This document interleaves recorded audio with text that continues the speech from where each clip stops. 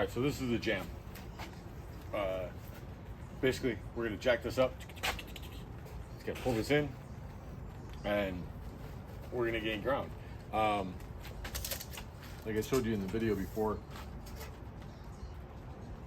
like 27 and 3/16. I need to get literally. I'm looking for a 30-second out of this.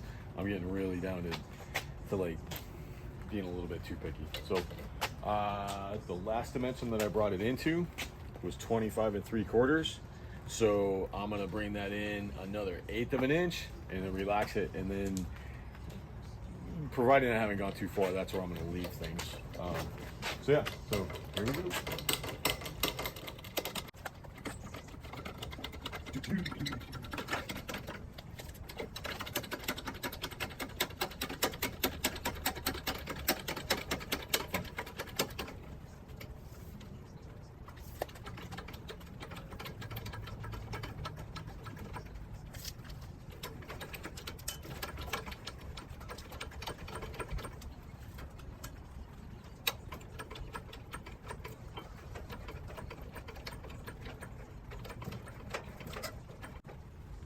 All right, so I'm close.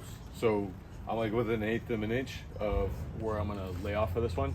But I mean, you can see this is pulling this in like a considerable amount. You know, so yeah, it's gonna flex the bejesus out of it in order to get to where we need.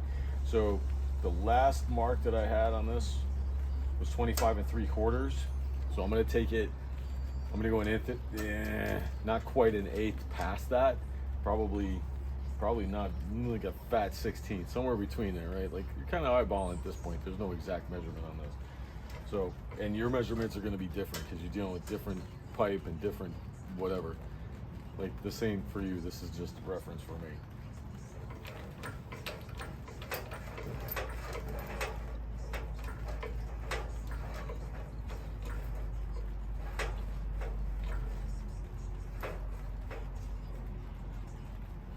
Okay, so 25 3/4.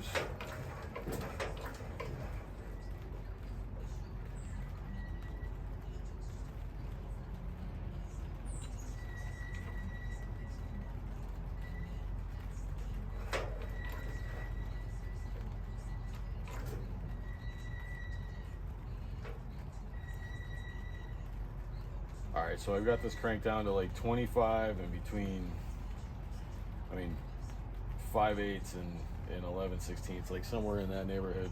Now what I'm going to do, because I want these corners to kind of set in, so BFH, BRB, the BFH.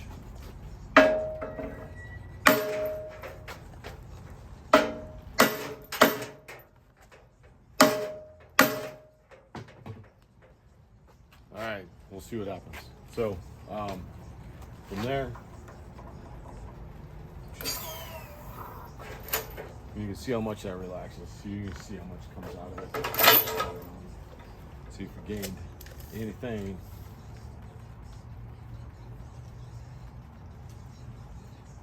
All right, so yeah, I mean that pulled in, literally it pulled a 30-second out of it.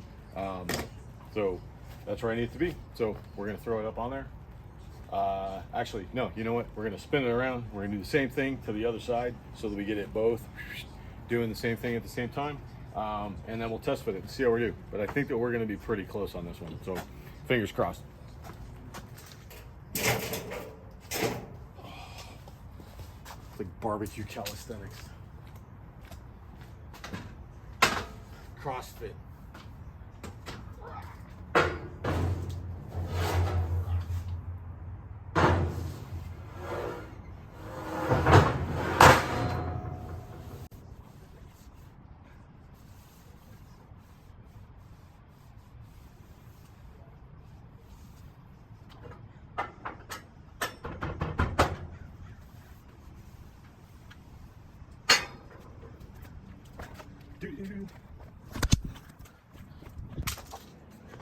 All right, I don't know if you can see this.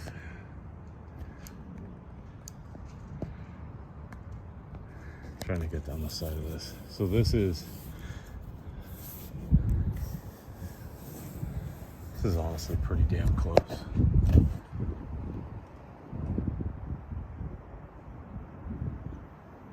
Cool. Well, rusty and crusty from the rain that we got yesterday. Thank you very much. So this part, this is the outside, right? So it's gonna be easier for me to push this up with the jack to meet that. What I'm concerned about is how this goes, but you know, all in, it's a dance, right? It's like a continuing thing. Like I gotta bend this, and then this is gonna need a little attention. At least that's the way it's been kind of rolling. So, yeah, that's the jam, baby. But you know what? Honestly, we're not looking horrible on this stuff. So I think we're getting close. You know, it's all about how picky you want to get, and then we'll see how leaky it is, and then we'll see what we got to deal with after that, right? So anyways, groovy, yeah, cool.